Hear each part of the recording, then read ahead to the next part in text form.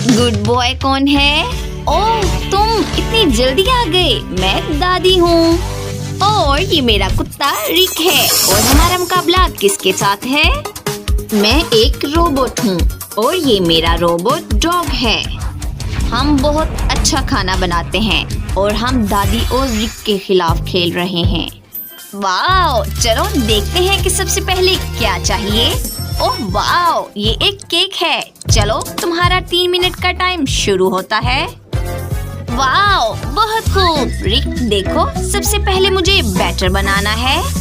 चलो, मैदे से शुरू करते हैं। सबसे पहले एक बर्तन में मैदा डालेंगे और इसके अंदर 2 अंडे तोड़ेंगे और अब थोड़ा दूध डालेंगे।